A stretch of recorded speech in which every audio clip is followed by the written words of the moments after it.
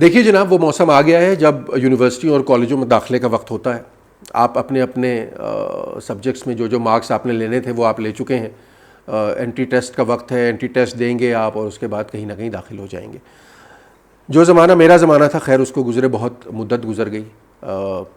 उसमें हमारे पास दो ही ऑप्शंस हुआ करती थी, या तो आप प्री इंजीनियरिंग में जाएंगे या आप प्री मेडिकल में जाएंगे, डॉक्टर बन जाएंगे, इंजीनियर बन जाएंगे, और अगर खुदा न खास्ता आगे जाके आपके डॉक्टर या इंजीनियर बनने जितने नंबर ना आए तो फिर कुछ और उस वक्त सोच लेंगे। उस बारे में कोई ख़ास जहन लड़ाने की कोशिश जो है उससे पहले नहीं की जाती थी। आज 3 दहाइयाँ गुजरने के बाद ही मसला ये है कि फील्ड्स में कोई बहुत ज़्यादा इजाफा नहीं हुआ। अभी भी प्री मेडिकल, प्री इंजीनियरिंग, उसके साथ आपने एक बिज़नेस लगा दिया है, एक शायद मीडिया स्टडीज़ लग गई हैं, चार्टर्ड अकाउंटेंसी आ गई है। इस किस्म की 2-4 फील्ड्स ले दे के आप गिनेंगे तो उंगलियों के ऊपर, बल्कि उंगलियां बहुत ज़्यादा हैं और उंगलियों की पोरे भी बहुत ज़्यादा हैं, आप शायद 2 उंगलियों के ऊपर गिन लेंगे जिन फील्ड्स के अंदर बच्चे आजकल दाखिला लेने में इंटरेस्टेड होते हैं। बहुत कम आपको नज़र आएगा क्योंकि बच्चा कहे भाई मैंने म्यूज़िक पढ़ना है, या मैंने फिल्म मेकिंग सीखनी है, या मैंने आर्कियोलॉजी के अंदर कुछ करना है, या मैंने लिटरेचर पढ़ना है, या मैंने साइकोलॉजी पढ़नी है।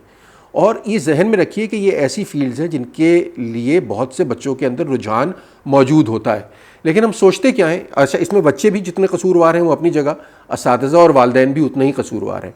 हम बुनियादी तौर पे तालीम को जॉब हासिल करने का एक तरीका समझते हैं। तालीम को इस तरह नहीं देखा जाता। हमारे पास मेरा तो यूनिवर्सिटी से ताल्लुक़ रहा है, हमारे पास बहुत से बच्चे आते हैं जिनका अपनी फील्ड में, जिस फील्ड में वो जिनका दाखिला हो गया है, दाखिला ज़ाहिर है हो जाता है, नंबर आ जाते हैं, एंट्री टेस्ट की भी तैयारियां हो जाती हैं, अकेडमी में जाके आप कर लेते हैं, एप्टीट्यूड टेस्ट दे लेते हैं, नंबर भी आ ही जाते हैं, दाखिल भी हो जाते हैं।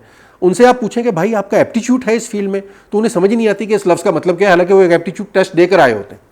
मिसाल के तौर पर बिज़नेस की स्टडीज़ के अंदर बेशुमार बच्चे बैठे होते हैं, आप पूछते हैं भाई कभी बिज़नेस का कभी कोई तजारती सफ़ा पढ़ा आपने, तो नहीं, कभी नहीं पढ़ा।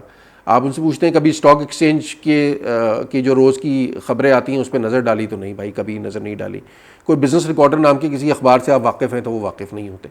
अच्छा, ये हाल उनका सिर्फ दाखिले के वक्त नहीं होता, दाखिले के 2 साल बाद भी आप उनसे पूछें कि भाई रोज़ाना आप कौन सी खबरें सुनते हैं, तो पता लगता है कि फ़िल्म और मीडिया की खबरें वो ज़्यादा सुन रहे हैं, बिज़नेस की खबरों से उन्हें अभी भी कोई लगाव जो है वो नहीं है। लेकिन क्यों बिज़नेस कर रहे हैं? क्योंकि उनका ख्याल है इसके बाद जॉब मिल जाएगी। आप ये जहन में रखिए कि जिस फील्ड में आपका रुझान नहीं है, जिसमें आपको दिलचस्पी नहीं है, जिसके करने में आपको मज़ा नहीं आता, ये 3-4 साल पढ़ाई के हैं। ये पढ़ाई दोबारा भी हो सकती है। इसके बाद आपकी आगे की कोई 50 साल की शायद ज़िंदगी है जिसमें आप 50 साल एक ऐसा काम करते रहेंगे जो आपको पसंद नहीं है। ये इससे बड़ी बेवकूफ़ी करना शायद मुमकिन नहीं है किसी के लिए।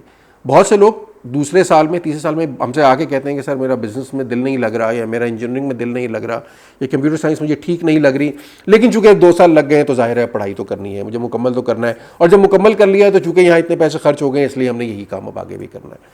तो मेरी आपसे इल्तिजा ये है, आपसे दरख्वास्त ये है कि ज़िंदगी के किसी भी मरहले पर जहाँ पर भी आप खड़े हों, कभी भी आपको ये एहसास हो जाए, आप ये जान सकें कि आपका रुझान क्या है, तो उसी वक्त रास्ता बदल लेने में कोई हर्ज नहीं है।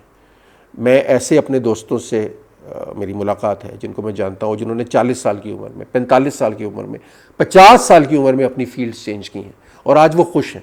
अगर आपको अपने रुझान का कभी भी पता लग जाए, मैं आपको सिर्फ एक आखिर में एक छोटी सी मिसाल मैं आपको देता हूँ। मेरे पास एक बच्चा, उसके वालिदैन उसे लेकर आए कि इसका पढ़ाई में दिल नहीं लगता, GPA गिर रहा है, आगे नहीं जा पा रहा। अभी ये बच्चा कोई 8 सेमेस्टर में से 6 सेमेस्टर कर चुका है।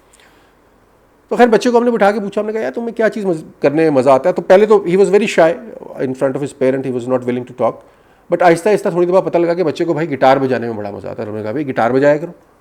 तो उसके वालिदैन जो हैं उनके पहले चेहरे सुर्ख हो गए, कान खड़े हो गए, बाल भी खड़े हो गए। उन्होंने कहा गिटार बजाना क्या बात हुई? हमने कहा गिटार बजाया जा सकता है, मतलब म्यूज़िक भी एक फील्ड है, कोई मसला तो नहीं है।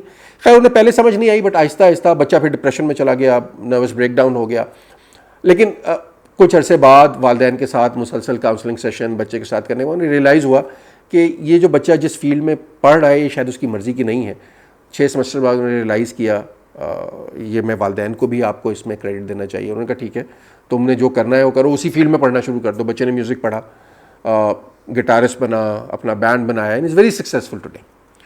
तो किसी भी स्टेज पर आपकी कोई भी फील्ड हो, उसको पहचानिए, उस तरफ जाइए। वालिदैन के लिए ये है कि अपने बच्चों के रुझान पे नज़र रखिए और उन्हें भेड़ चाल का हिस्सा मत बनने दीजिए, ज़बरदस्ती उनके ऊपर मुसल्लत ना कीजिए, क्योंकि अगर आप डॉक्टर हैं तो आपके बच्चे को डॉक्टर बनना चाहिए, ये कोई फ़र्ज़ की बात नहीं है।